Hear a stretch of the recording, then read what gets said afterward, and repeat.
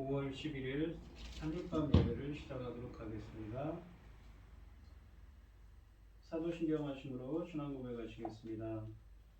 전능하사 천지를 만드신 하나님 아버지를 내가 믿사오며 그 외아들 우리 주 예수 그리스도를 믿사오니 이는 성령으로 잉태하사 동정녀 마리아에게 나시고 본디오 빌라도에게 고난을 받으사 십자가에 못 박혀 죽으시고 장사한 지 사흘 만에 죽은 자 가운데서 다시 살아나시며 하늘에 오르사 전능하신 하나님 우편에 앉아 계시다가 저리로서 산자와 죽은 자를 심판하러 오시리라.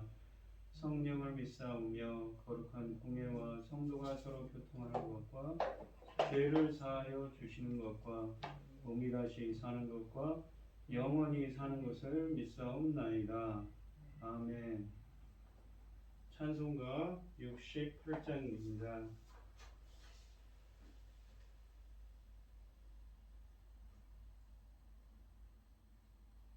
오 하나님 우리의 창조주시니 내 주님께 귀한 것 드립니다. 내 주께만 엎드려 경배드리며 내 주의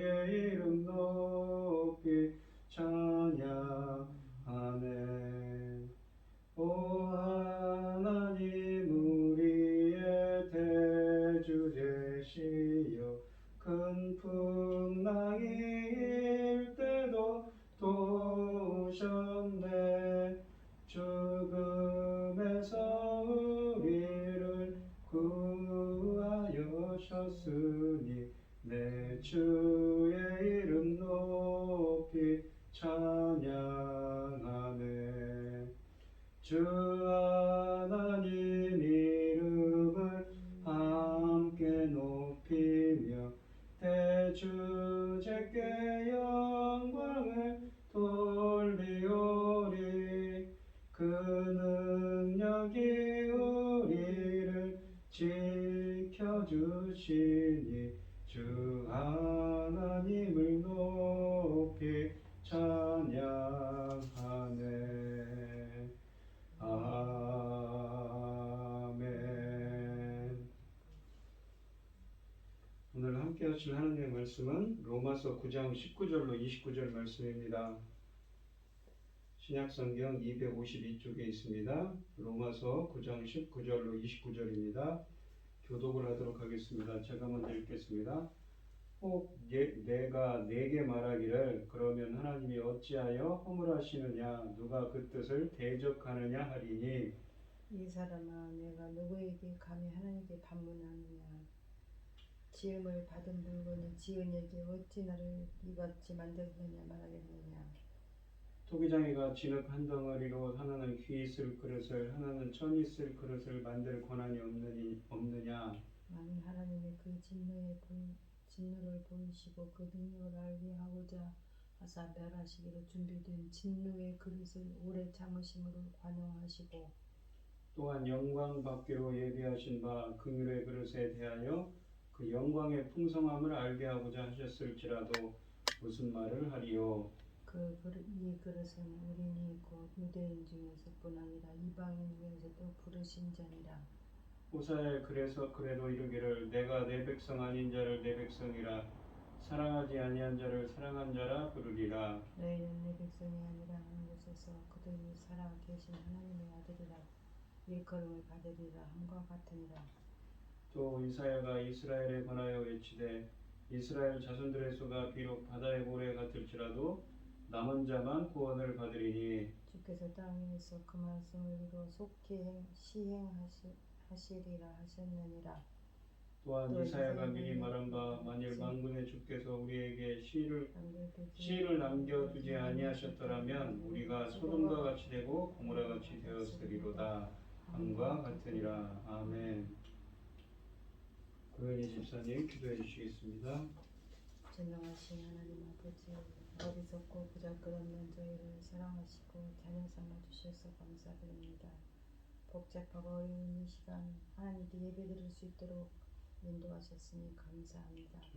하나님의 인도로 인도하시는 그 길 외에 그 어떤 다른 길을 바라지 않습니다. 어떤 어려움이 있더라도 반드시 하나님이 그 기뻐하신 길을 바로 갈 수 있도록 도와주시옵소서. 전능하신 하나님 아버지, 전쟁으로 힘들어하는 자들이 많은데 그 전쟁을 일으킨 자를 처벌할 방법이 없습니다. 너무 없다니 너무 안타깝습니다. 천지를 지으신 전능하신 하나님께서 처벌하여 주시옵소서. 저희 나라를 제사장 나라로 세우셨으니 사명 감당하고 할 수 있도록 도와주시옵소서. 코로나가 이 정도로 마무리가 잘 되어가고 있으니 감사합니다. 완전히 아버지 잘 으뜸 가는 세계의 그 어떤 나라도 행할 수 없는 으뜸 가는 으뜸이 가도록 완전히 처리하여 주시옵시고 하나님께 영광 돌릴 수 있도록 도와주시옵소서. 쉬운 길은 없습니다. 온전한 언제나 하나님의 그 온전하신 자녀로 들어갈 수 있는 길은 말씀 안에 있습니다. 그 말씀의 길에서 아버지 한 발짝도 아버지 다른 데로 아버지 하나님 다른 데로 발을 띄우거나 아버지 그 생각이나 그 마음이나 그 어떤 곳에도 아버지 하나님 기뻐하신 길에서 멀어지지 않도록 붙잡아 주시옵소서. 아버지 온갖 것들이 아버지 하나님 우리를 방해하고 있지 않습니까? 사랑하는 아버지 하나님 반드시 하나님 그 기뻐하신 길을 우리는 정도로 하나님이 기록하신 말씀 그대로 잘 찾아가서 하나님께 귀한 열매가 될 수 있도록 아버지 도와주시옵소서. 전능하신 하나님 이 시간도 귀한 말씀을 들고 당신의 사랑하는 종 섰습니다. 아버지 하나님 오늘 말씀의 제목이 아버지 하나님 진노의 그릇과 긍휼의 그릇입니다. 사랑하는 내 아버지 거룩하신 하나님 우리에게 긍휼의 그릇이 되도록 아버지 하나님께서 베풀어 주시고 이 천금 같은 귀한 말씀으로 우리가 한 발짝 더 높이 아버지 하나님 앞에 바로 설 수 있게 하시고 이 귀한 말씀으로 인하여 아버지 하나님 그 어떤 고난과 힘든 일을 반드시 잘 이기고 우뚝 하나님 앞에 아버지 하나님 긍휼의 그릇으로 바로 설 수 있도록 도와주시옵소서. 이 모든 말씀 억만 죄악 가운데에서 우리를 구원해 주신 예수 그리스도 이름으로 기도합니다. 아멘. 오늘 함께 하실 하나님의 말씀의 제목은 진노의 그릇, 긍휼의 그릇입니다. 이 로마서 강해를 하고 있는데 이 로마서 강해가 중요한 이유는 이 구원의 여정에 대한 이야기를 하고 있습니다. 상당히 구속사적으로도 중요하고 또 이 종말론적인 것도 있고 상당히 중요한 이야기입니다. 그래서 이 1장부터 이 요점들을 정리하고 갑니다. 로마서 1장 처음에 시작할 때는 복음에 대한 이야기를 합니다. 1장 1절에서는 복음은 구약성경에 예언된 예수 메시아에 대한 이야기라고 하지요. 육신으로는 다윗의 혈통이라고 합니다. 1장 4절에 보면 성결의 영으로는 이게 거룩함의 성령으로는 거룩함의 영으로는 이게 성령이죠. 이 죽은 자들 가운데서 부활하다. 죽은 자들을 부활시키는 능력으로 이게 헬라어를 문법적으로 그렇습니다. 죽은 자들은 네크로스입니다. 그러니까 영적으로 죽은 거죠. 우리 육신적으로 죽은 게 무엇입니까? 몸과 영혼이 분리되는 거죠. 우리가 병에 걸려서 또 사고로 이렇게 죽음을 당하는 것이 육적으로 죽은 거죠. 근데 우리 인간들은 어떻습니까? 영적으로 죽었다는 것은 원래 영원한 생명을 가지고 태어났는데 우리 인간들이 창세기 3장에서 죄를 범함으로 말미암아 하나님과 관계가 멀어진 상태죠. 그것을 영적으로 죽었다고 합니다. 그 능력은 영적으로 죽은 자를 부활시키는 능력은 예수 그리스도만 갖고 있지요.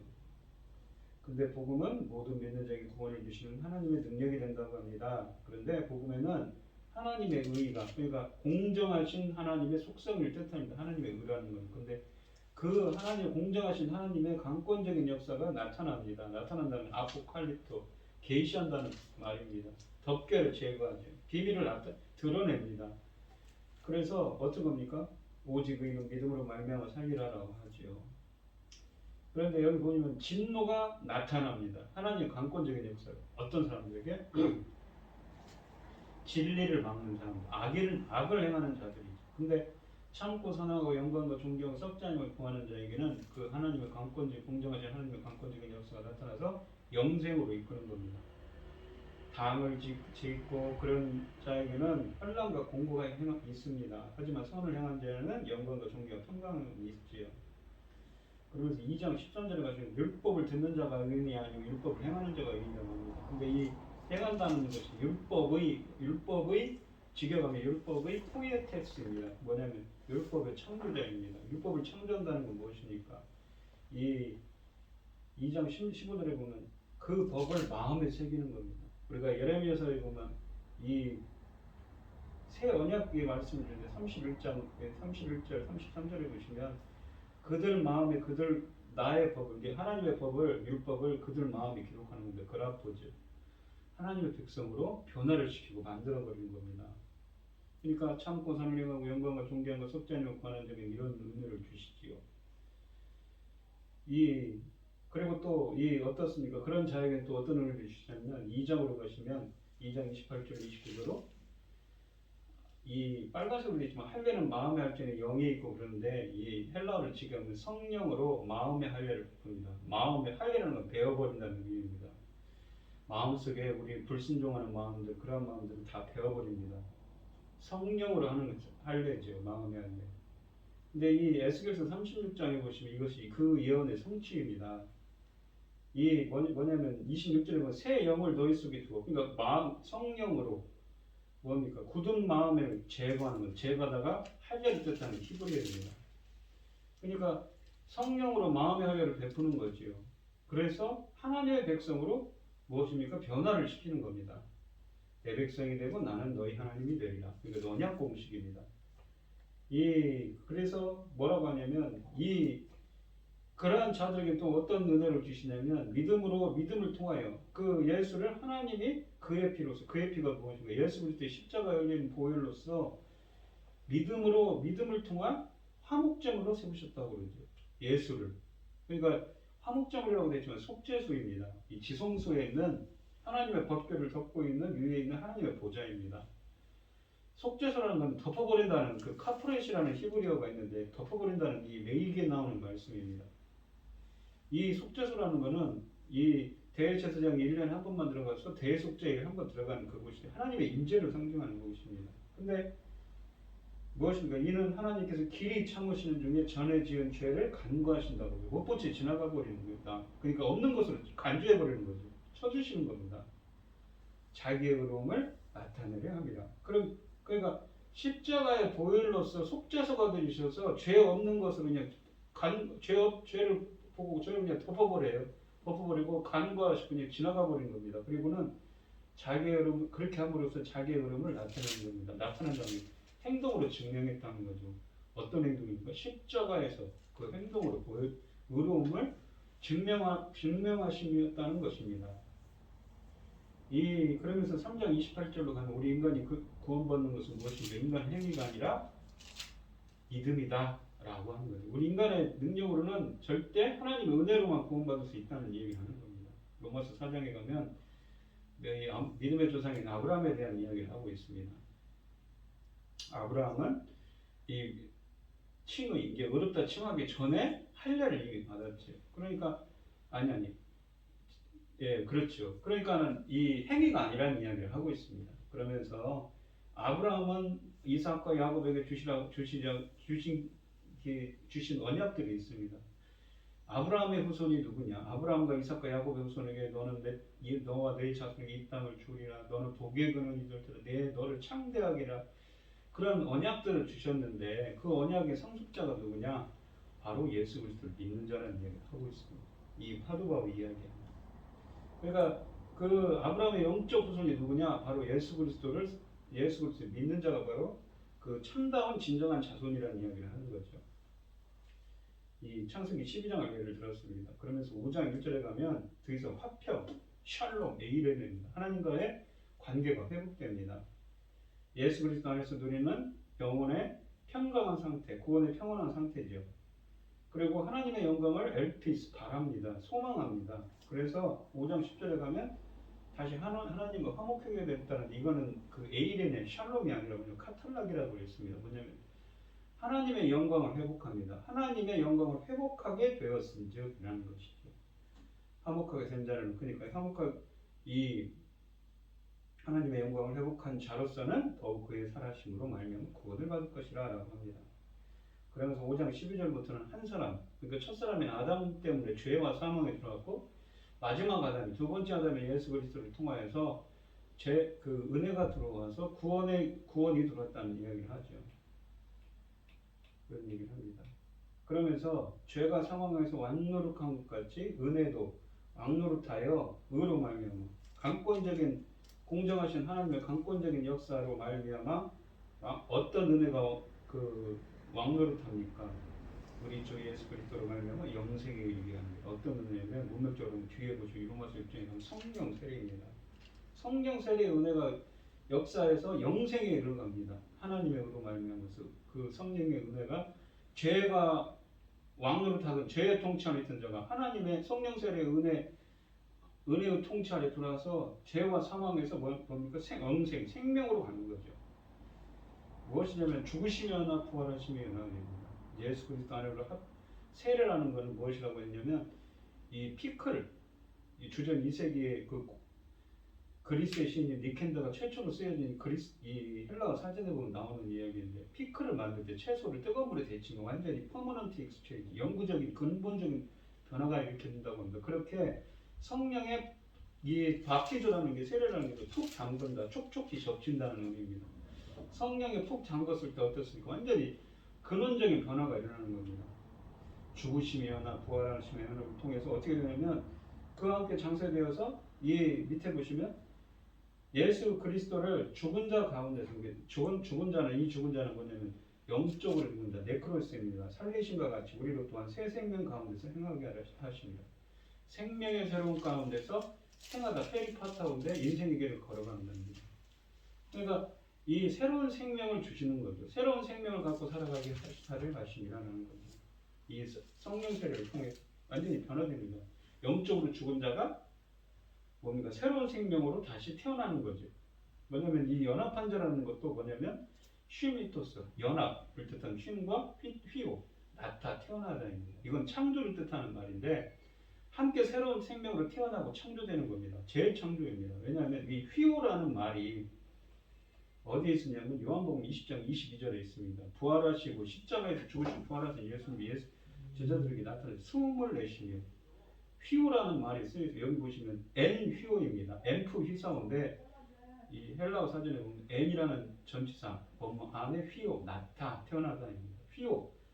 근데 이 엠프 휘사오, 엔 휘오가 어디 있냐면 창세기 2장 7절에 생기를 그 코에 불어넣으신 엠프 휘사오가 70인역 성경으로 번역한 거를 거기다 인용을 한 거죠. 여기에 쓰여지는 겁니다. 그러니까 우리 인간이 원래는 영원한 생명을 갖고 있었는데 죄로 말미암아서 영적으로 죽은 자가 되었지만 다시 십자가에서 죽으시고 부활하신 예수 그리스도께서 성령을 받으라고 해요. 성령을 불어넣으심으로 새로운 생명으로 재창조되고 새로운 생명으로 다시 태어나는 이야기를 하고 있는 겁니다.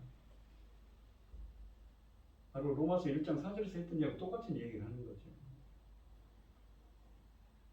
그러면서 이 더 이상 사망이 이 왕노릇하지 않습니다. 그 두 번째 사망. 그러니까 첫 번째 사망, 두 번째 우리는 인간들은 언젠가는 다 죽어서 하나님 앞에 갑니다. 첫 번째 사망이 맞아. 하지만 이렇게 구원받은 자들은 어떻습니까?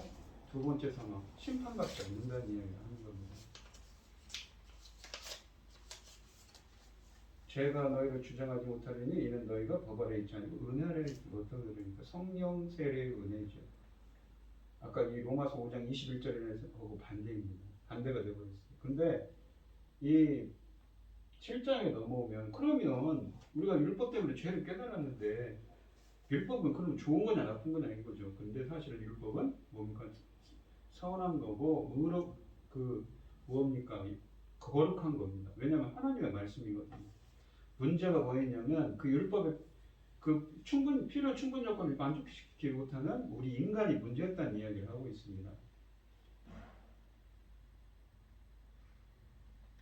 갈라디아서 3장 23절로 24절에 보시면 믿음이 오기 전에 우리는 율법 아래 매인받고 계시될 믿음의 때까지 갇힌느니라.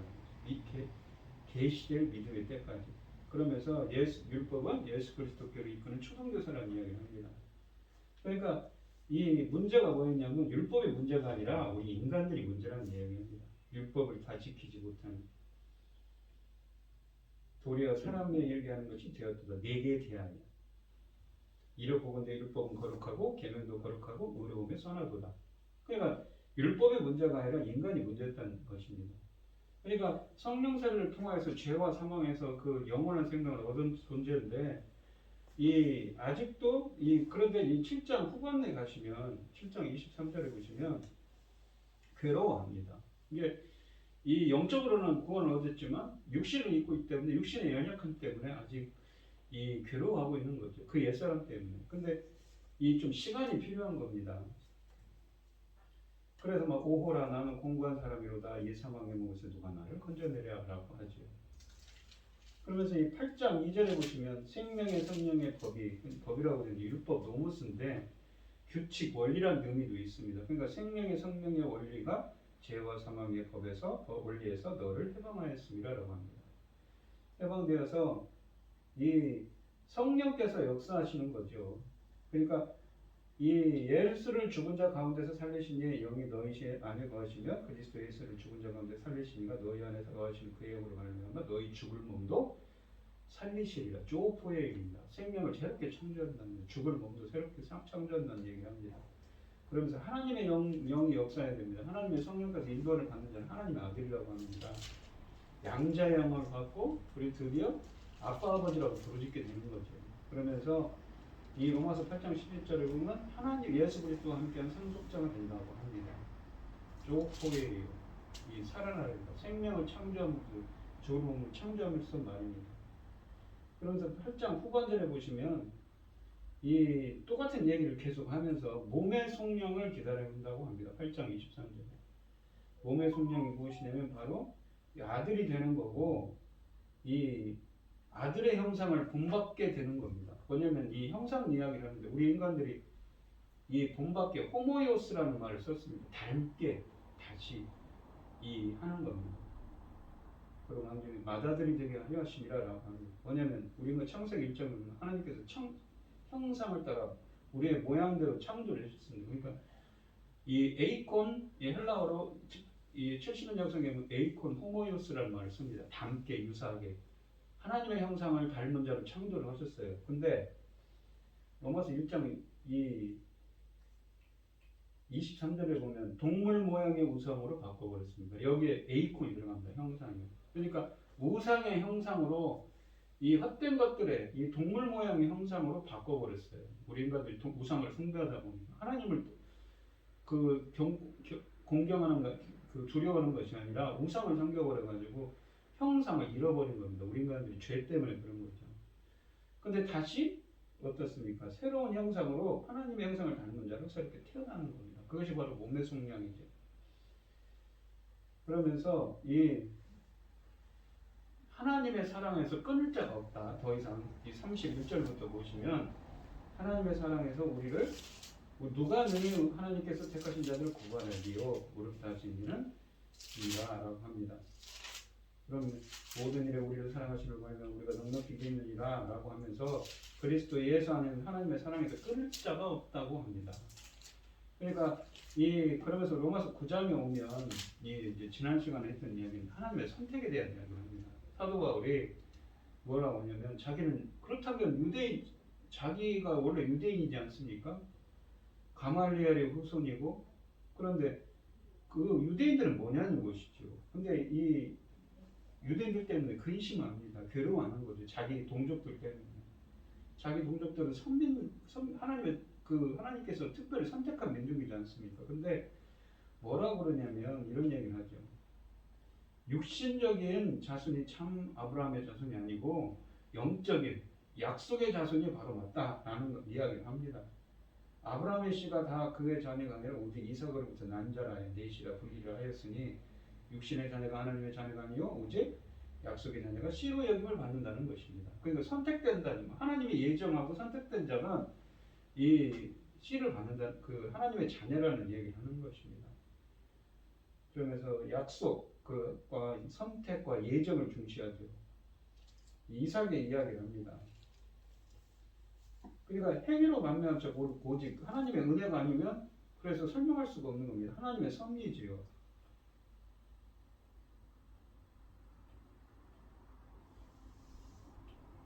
그러면서 악한 자들도 이렇게 세웠습니다. 봐봐요. 바로 성경에 바로 얘기해주시되 내가 이 일을 위하여 너를 세웠으니 출애굽 때문에 일부러 바로를 통해서 역사를 했다는 겁니다. 곧 너로 말미암아 내 능력을 보이고 내 이름이 온 땅에 전파되게 하려 함이라 하셨으니 그런즉 하나님께서 하고자 하는 자를 긍휼히 여기시고 하고자 하는 자를 완악하게 하느니라. 완악하게 한 자가 누굽니까? 이 바로지요. 바로가 바로의 마음을 완악하게 해서 10가지 재앙을 다 받도록 하지 않았습니까? 그러면서 오늘 본문 말씀이 이어지는데 오늘 이 9장 19절 29절에서는 하나님의 긍휼과 책망의 근거가 무엇이냐는 질문에 바울은 토기장의 그릇의 관계를 예로 들어 설명합니다. 진흙을 사용해서 어떤 그릇을 만들든 그 권한이 토기장에게 있듯이 모든 피조물에 대한 주권이 창조주에게 있다는 것입니다. 이 19절로 21절을 보시면 혹 네가 내게 말하기를 그러면 하나님이 어찌하여 허물하시느냐 누가 그 뜻을 대적하느냐 하리니 이 사람아 네가 누구에게 감히 하나님께 반문하느냐 지음을 받은 물건이 지은 자에게 어찌 나를 이같이 만들었느냐 말하겠느냐 토기장이가 진흙 한 덩어리로 하나는 귀 쓸 그릇을 하나는 천이 쓸 그릇을 만들 권한이 없느냐라고 합니다. 이 하나님의 주권적 행동에 대해서 강하게 반대하는 사람들이 있을 수 있습니다. 왜냐하면 이 19절에 보시면 그러죠. 혹 네가 내게 말하기를 그러면 하나님 어찌하여 허물하시느냐라고 합니다. 누가 그 뜻을 대적하느냐 하리니라고 합니다. 이 질문은 일반적으로 제기할 수 있는 질문이라기보다 일부 소수 사람들이 계속해서 파고드는 불평 섞인 항의입니다. 만약 하나님이 긍휼히 여길 사람과 완악해야 할 자를 정하신다면 그러니까 18절 17절에 바울의 바로 이집트 왕 바로의 마음을 출애굽기에 보시면 완악하게 하셨죠. 왜 그는 마음이 완악한 자를 벌하시는가? 그것은 하나님의 뜻대로 행동한 사람들이 아닌가라는 것이죠. 그런데 어떻게 하나님께서 자신의 선택에 대해 사람들에게 책임을 물으실 수 있을까라는 것이죠. 그래서 14절에서처럼 우리가 무슨 말 하리오라고 하지 않고 꼭 네가 내게 말하기를 이라고 한 것입니다. 여기서 허물하다는 것은 허물을 찾다, 비난하다는 뜻입니다. 하나님께서 어찌하여 계속 사람들에게서 허물을 찾느냐, 벌 주느냐 하는 의미입니다. 또 누가 그 뜻을 대적하느냐고 말합니다. 여기서 대적한다는 것은 어떤 의미냐면 저항하다, 반대한다는 의미입니다. 하나님의 뜻에 저항한 자가 없고 저항할 수도 없습니다. 그런데도 왜 하나님께서 벌 주시느냐 하는 항변입니다. 이에 대한 바울의 답변은 무엇이냐면 20절에 보시면 이 사람아 라는 말입니다. 원문을 살리면 오 사람아가 됩니다. 곧 질문을 제기하는 자는 사람이라는 것입니다. 자기 존재, 자기 분수를 알라는 말입니다. 인간의 끝없는 논리적 질문에 대한 성경에 대한 대답은 이 오 사람아입니다. 인간의 논리나 생각이 전부 다가 아니며 중지해야 할 때가 있습니다. 인간의 생각에는 한계가 있지요. 우리는 모든 것을 다 알 수가 없습니다. 우리는 그저 피조물일 뿐이지요. 논리의 한계는 곧 인간의 한계입니다. 우리 인간은 피조물일 뿐입니다. 뿐만 아니라 그런 질문은 하나님께 대드는 것이 되고 맙니다. 그래서 바울은 이사야서 29장 16절과 45장 9절에서 하신 말씀대로 인용합니다. 20절에 보시면 네가 누구이기에 감히 하나님께 반문하느냐고 말합니다. 또 지음을 받은 물건이 지은 자에게 어찌 나를 이같이 만들었느냐 말하겠느냐라고 말씀하십니다. 우리는 지음 받은 피조물입니다. 피조물이 창조주에게 대드는 것은 맞지 않다는 것이지요.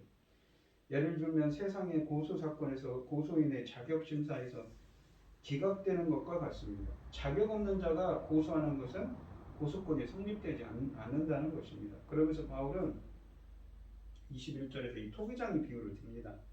예레미야서 18장 2절 4절 말씀을 인용하는데 토기장이는 진흙 한 덩어리로 하나는 귀 쓸 그릇을 다른 하나는 천이 쓸 그릇을 만들 권한을 가지고 있습니다. 이것은 진흙의 주인인 토기장이의 권한이라는 것이고 토기장이의 주권이라는 것입니다. 그러니까 하나님이 결정하는 것이 피조물이 거기에 가타부타 말할 수가 없는 거죠. 왜? 하나님께서 결정을 하셨기 때문인 것입니다. 하나님은 절대 주권이라는 이야기를 하죠.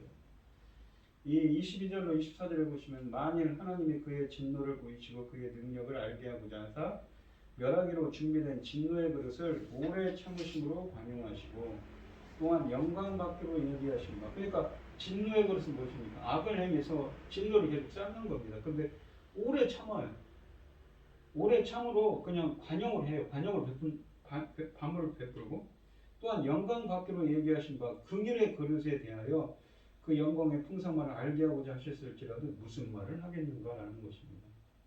이 그릇은 우리니 곧 유대인 중에서뿐 아니라 이방인 중에서도 부르신 자니라라고 합니다. 이와 마찬가지로 하나님은 자기 뜻대로 진노의 그릇과 긍휼의 그릇을 만들 권한을 가지고 계신다고 말씀하시는 것입니다.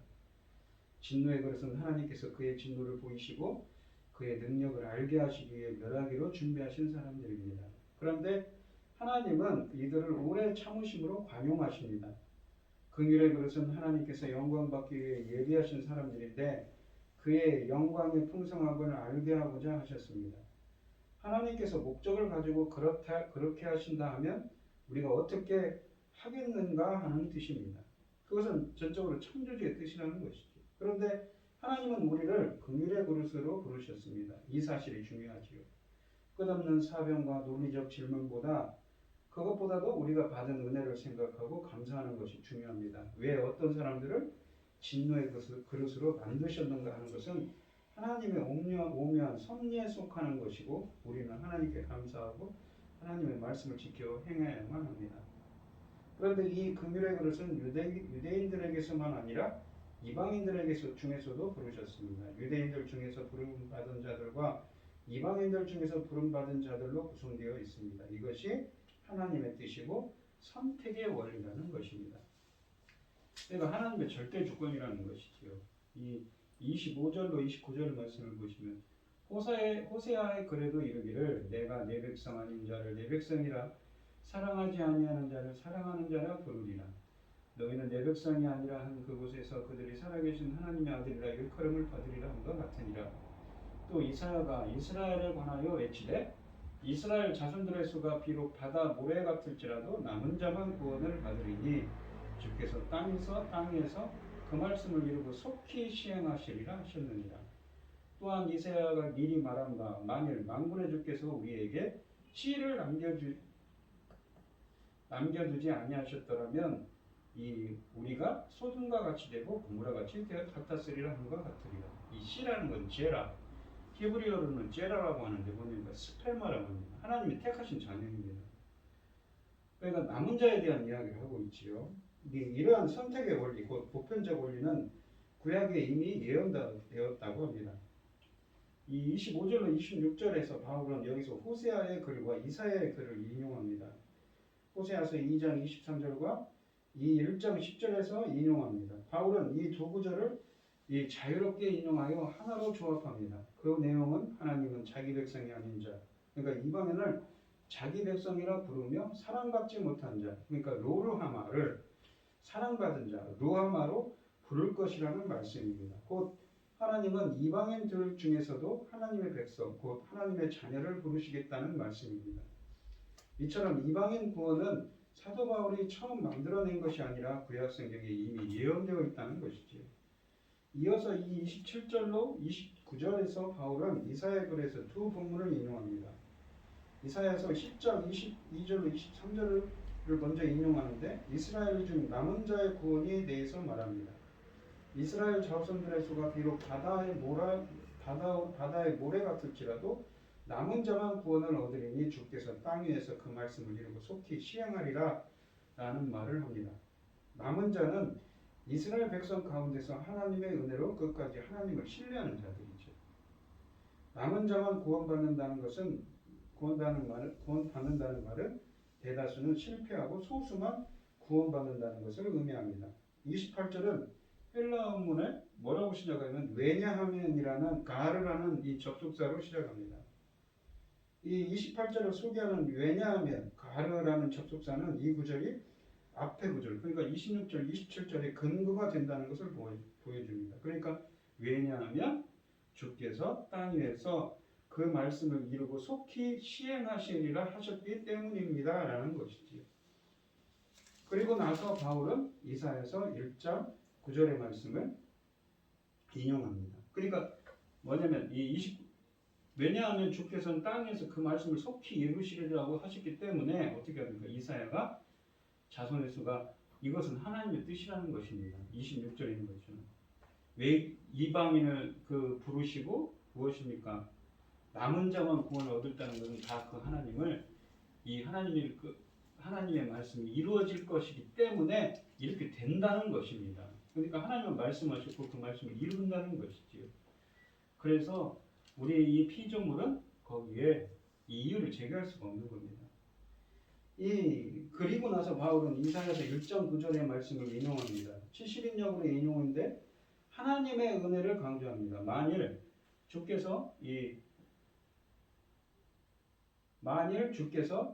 만군의 주께서 그러니까 19절인데 주께서 우리에게 씨를 남겨두지 아니하셨다면 우리가 소돔처럼 되었을 것이며 고모라가 같이 되었을 것이라는 것이죠. 곧 하나님께서 씨를 남겨두셨기 때문에 우리는 소돔과 고모라처럼 되지는 않았습니다. 그러나 이런 과정을 통해 하나님의 은혜와 주권을 표현하고 있는 것이죠. 오늘 본문 말씀을 보시면 긍휼의 그릇과 진노의 그릇이 있다고 합니다. 하나님의 선택이죠. 긍휼을 받을 자와 진노를 받을 자, 완악하게 한 자가 따로 있습니다. 하나님께서는 이방인들의 이미 하나님의 말씀을 성취하신다고 하셨기 때문에 호세아서 같은 말씀에서 하신 말씀들을 지금 와서 이 사도 바울을 통해서 이루고 계신다는 이야기를 하는 겁니다. 그러니까 하나님의 선택받은 거죠. 이 선택받은 소수의 남은 자들만 하나님께서는 구원을 하신다는 의미도 담고 있는 거죠. 그러면서 그러죠. 우리에게 씨를 남겨두지 않으셨다면 우리가 소돔과 같이 되고 고모라와 같았으리로다. 이사야서 1장 10절입니다. 이사야서 1장 10절에 이제 인용하면 잠깐 설명드리면 이렇습니다. 하나님께서 가증하다고 합니다. 왜냐하면 그 시대 배경이 주전 700년 경입니다. 그러니까 약 20여 년 전에 이 북이스라엘이 아수르에 멸망을 당했습니다. 이게 그로부터 이제 약 120년 후에 100여 년 후에 이 남유다도 멸망하지만 남유다가 어떤 상황이냐면 이 성전에서는 그럴듯하게 매일매일 매 주마다 안식일마다 예배를 드립니다. 그런데 그들의 행동은 어떻습니까? 가증하다는 표현을 씁니다. 왜 그렇습니까? 밖에 나가서는 하나님 말씀대로 살지 않지요. 재판장들은 돈을 받고 이 재판을 바른 재판을 하지 않습니다. 힘 있는 자들은 약한 자들은 압제를 합니다. 자기가 가지고 있는 권력으로 말입니다. 그래서 과부들과 고아들을 압제를 하지요. 그런 힘없는 사람들을 자기의 힘으로 눌러버리는 겁니다. 그런 악을 행하니까 하나님께서 가증하다는 표현을 쓰는 거죠. 그러니까 그 상황을 보면서 이사야 선지자는 한탄합니다. 하나님께서 씨를 남겨두지 않았다면 지인직의 이스라엘은 뭐라고요? 소돔과 고모라 같다는 거죠. 그러니까 이 모든 것이 무엇이라는 겁니다. 우리 인간의 뜻이 아니라 하나님의 뜻대로 이루어지는 것이지요. 하나님께서 진노를 퍼붓고 또한 긍휼을 퍼붓는 것도 모두 하나님의 섭리 가운데 있다는 이야기를 합니다. 우리는 모든 것을 다 알 수는 없습니다. 특히 하나님의 예정에 대해서는 하나님의 깊은 뜻을 다 알 수 없지요. 따라서 우리는 질문을 그만두고 하나님의 주권을 받아들여야 합니다. 하나님은 그 기쁘신 뜻대로 세상을 운행하십니다. 이 세상에 악이 존재하는 것도 결국은 하나님의 뜻대로 된 것이지요. 그러나 하나님은 죄악을 기뻐하지 아니하시며 죄악을 행한 자는 스스로 책임져야 합니다. 따라서 오묘한 일은 하나님께 맡기고 우리는 하나님의 주신 말씀을 지켜야 하는데 힘써야겠지요. 하나님은 또한 이 패역한 이스라엘 가운데서도 남은 자를 두셨다고 합니다. 그래서 하나님을 섬기고 증거하게 하셨습니다. 오늘날 서양교회가 몰락하고 한국교회도 쇠퇴해 가지만 그래도 하나님은 그 가운데 남은 자를 남겨두십니다. 이것 또한 하나님의 섭리입니다. 그 하나님의 뜻이라는 것이죠. 하나님은 이 남은 자를 통해 하나님의 이름을 증거하고 하나님의 뜻을 이루기 원하십니다. 따라서 우리는 세상에 악해지는 것을 불평하지 말고 하나님께서 우리에게 주신 사명을 잘 이루도록 힘써야 할 것입니다. 우리는 지음받은 피조물입니다. 따라서 피조물로서의 분수를 지키는 것이 중요하지요. 우리는 지음받은 물건이기 때문에 창조주의 권한에 대해 이렇다 저렇다 말할 수가 없습니다. 그럴 권한이 없지요. 진흙이 토기장에게 왜 나를 이렇게 만드셨습니까? 불평하지 않는 것과 마찬가지입니다. 피조물된 인간과 창조주된 하나님은 차원이 다릅니다. 따라서 우리는 피조물로서의 분수를 지키고 자기 할 일을 잘 행하는 것이 중요합니다. 우리는 무엇보다도 우리를 긍휼의 그릇으로 만드신 하나님께 감사해야 합니다. 우리의 구원 역시 하나님의 사랑과 은혜가 아니었으면 결코 이루어질 수 없었습니다. 우리를 구원하신 하나님의 신실하신 사랑과 은혜를 찬양합시다. 창조주 하나님의 주권과 섭리를 신뢰하며 하나님의 영광을 드러내는 그릇으로 하나님께 영광 돌리는 그릇으로 살아가는 우리가 여러분이 되시기를 축원드리겠습니다. 기도하겠습니다.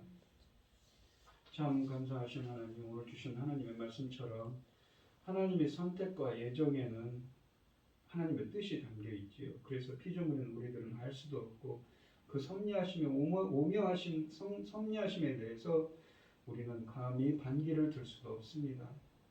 모든 것은 하나님의 뜻대로 이루어지는 것이지요. 진노의 그릇도 긍휼의 그릇도 모두 하나님의 뜻입니다. 또한 남은 자만 구원을 받는다고 했는데 남은 자를 남기는 것도 하나님의 뜻인 것이지요.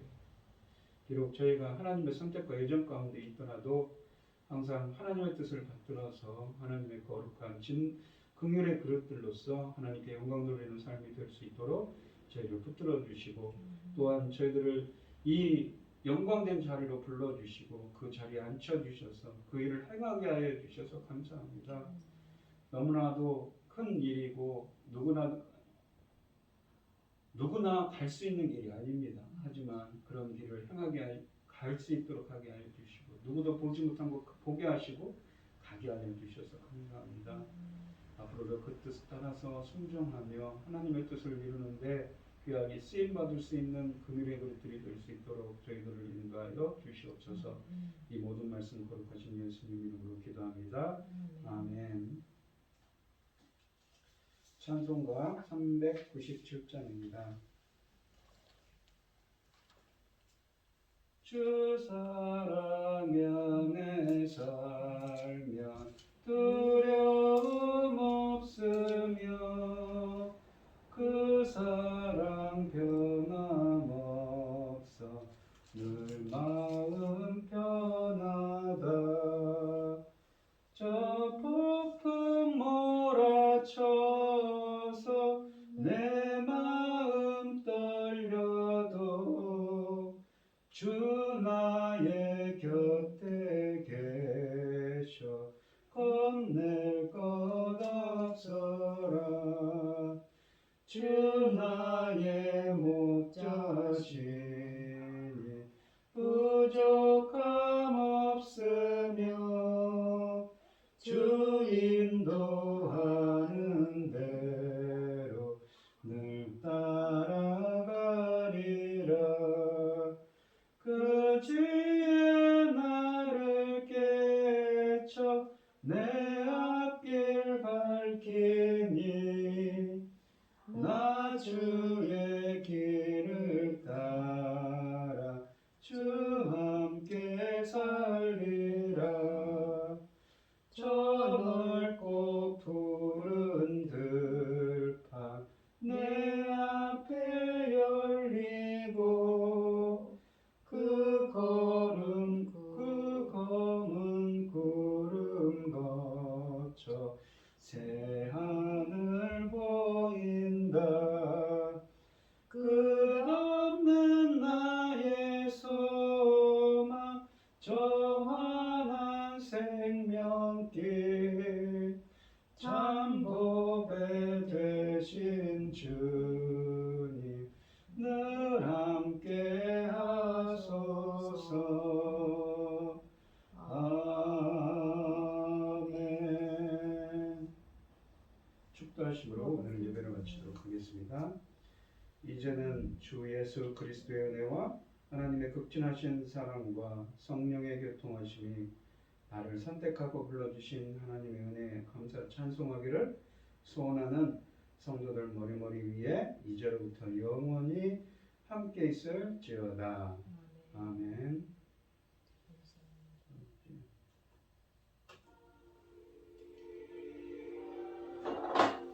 아버지